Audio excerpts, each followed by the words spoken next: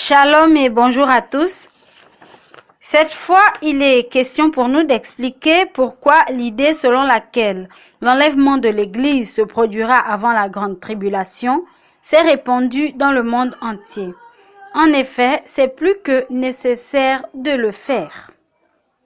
Comme nous l'avons dit dans nos précédents enregistrements, nous n'écrivons pas des livres et nous n'enregistrons pas des vidéos dans le but de condamner ou de dénigrer les éminents hommes de Dieu, les prophètes, les docteurs de la parole qui ont enseigné partout que le Seigneur Jésus-Christ reviendra chercher son Église avant le début de la grande tribulation.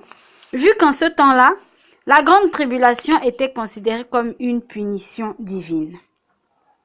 Sachez que nous ne pouvons pas affirmer qu'ils se sont trompés, car ils ont parlé sous l'inspiration de Dieu, et Dieu ne se trompe jamais. Il est important de savoir également que l'Éternel, notre Dieu, a une information, une révélation pour chaque époque. Ce parce que Dieu se fait connaître aux hommes de manière progressive. En effet, la Bible est claire dans Exode, chapitre 6, du verset 2 au verset 3, lorsqu'elle dit ceci. Dieu parla encore à Moïse et lui dit, « Je suis l'Éternel, je suis apparu à Abraham, à Isaac et à Jacob, comme le Dieu Tout-Puissant, mais je n'ai pas été connu d'eux sous le nom de l'Éternel. » Ainsi, auprès des patriarches, Dieu s'est fait connaître comme un Dieu plus puissant que tous les autres dieux que les nations priaient à cette époque. Mais il ne leur a pas révélé plus d'informations à son sujet. C'est seulement après leur génération que Dieu s'est fait connaître encore un peu plus en se révélant à Moïse. En outre, d'une autre façon, l'Éternel Dieu a prouvé qu'il se révèle progressivement. Au début de son alliance avec les hommes, il s'est laissé connaître comme un Dieu dur qui pardonne difficilement le péché. C'était le cas dans le jardin d'Éden. Dès qu'Ève et Adam ont mangé le fruit défendu, ils ont été chassés du jardin d'Éden. La Bible nous le raconte dans Genèse au chapitre 3 du premier verset jusqu'au verset 24. C'était aussi le cas du peuple d'Israël après sa sortie d'Égypte. Les personnes qui ont murmuré dans le désert, Dieu les a fait mourir et elles ne sont pas entrées à Canaan. Nombre au chapitre 14 du verset 1 à 24 le témoigne. C'était également le cas d'Akan qui s'est approprié une partie du butin de guerre alors que Dieu avait interdit au peuple de garder ce butin. Quand Akan a été découvert, il a avoué son péché. Mais malgré cela, Dieu a ordonné à Josué de demander au peuple de le lapider, ainsi que toute sa famille. Dans Josué, chapitre 7, du verset 11 au verset 26. Et Nombre, chapitre 15, verset 32, raconte qu'un homme a été condamné à mort par Dieu simplement parce qu'il avait ramassé du bois un jour de sabbat. Pourtant, ce Dieu qui semble impitoyable à cette époque-là est le même qui plus tard s'est révélé comme un Dieu plein d'amour qui pardonne les péchés en envoyant Jésus se sacrifier sur la terre pour sauver l'humanité. Aujourd'hui, il suffit donc de reconnaître ses péchés et de demander pardon pour être pardonné. C'est ce que nous disent notamment les passages bibliques 1 Jean chapitre 4 verset 9 à 10 et 1 Jean chapitre 1 verset 9. Par conséquent, Dieu se révèle progressivement et il ne donne que l'information qu'il pense être nécessaire à tel moment précis sans dire plus que ce qu'il faut. De ce fait, les hommes de Dieu qui ont reçu l'information selon laquelle l'enlèvement de l'Église aurait lieu avant le début de la grande tribulation n'étaient pas dans le faux. Il ne s'agissait pas de faux chrétiens. Il se trouve juste qu'à l'époque où cette révélation a été donnée, il était nécessaire pour Dieu que son peuple pense qu'il sera enlevé d'un moment à l'autre par le Seigneur Jésus avant que la grande tribulation commence. C'était nécessaire car c'est cette pensée qui a fait naître un réveil immense dans le monde. Les gens se sanctifiaient par milliers et recherchaient la face de Dieu d'un cœur sincère parce qu'ils souhaitaient être enlevés. Ils se tenaient prêts pour le retour de Jésus. Donc, à cette époque, cette information a servi les intérêts de Dieu, qui a vu des millions de personnes se convertir et lui rester fidèles jusqu'à leur mort. Mais aujourd'hui, ce grand réveil est passé et très peu de personnes pensent à se tenir prêtes pour le retour de Jésus. À cause de cela, l'Éternel Dieu trouve bon et nécessaire de mieux faire connaître la révélation de l'enlèvement de l'Église.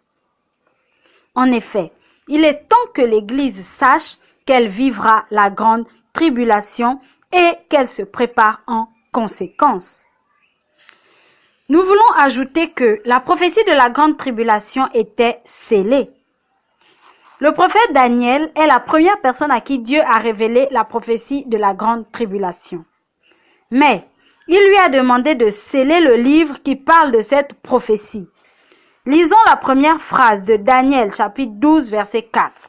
Il est écrit: « Toi, Daniel, tiens secrète ces paroles et scelle le livre jusqu'au temps de la fin. » Selon le dictionnaire Larousse, le terme scellé signifie marquer un acte d'un sceau pour le fermer ou l'authentifier.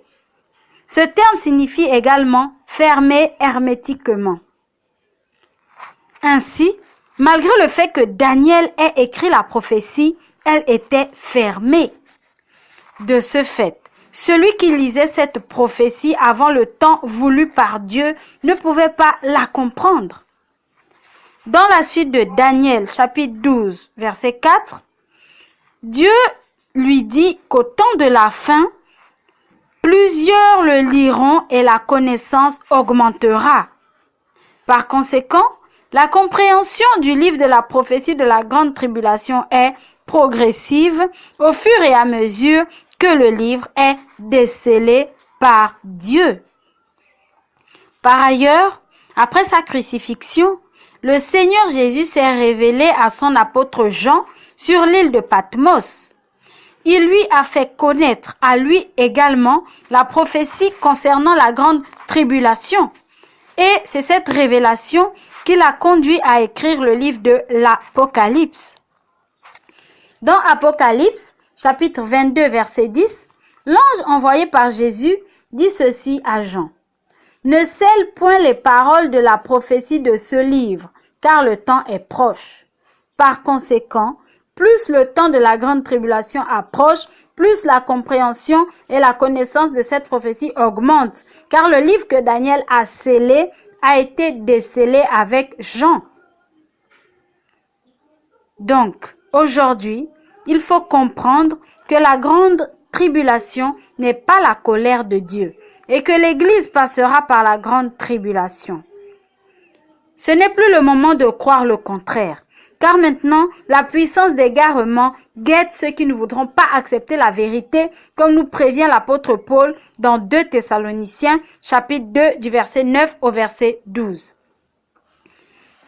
Il est donc temps que l'Église sache qu'elle vivra la grande tribulation, afin que, lorsque la grande tribulation débutera, aucun individu ne se justifie en disant qu'il n'était pas au courant de l'existence de cette prophétie. En effet, dans Matthieu chapitre 24, du verset 1 au verset 13, Jésus décrit en bref la tribulation qui aura lieu juste avant son retour. Et il ajoute au verset 14 ceci: « Cette bonne nouvelle du royaume sera prêchée dans le monde entier pour servir de témoignage à toutes les nations. Alors viendra la fin. » Dieu a donc prévu que la nouvelle de la persécution de l'Église et des Juifs convertis à la foi chrétienne soit prêchée à toutes les nations, afin que cette nouvelle serve de témoignage le jour du jugement. Si Dieu qualifie cette nouvelle de bonne, c'est parce que la persécution des chrétiens sera temporaire.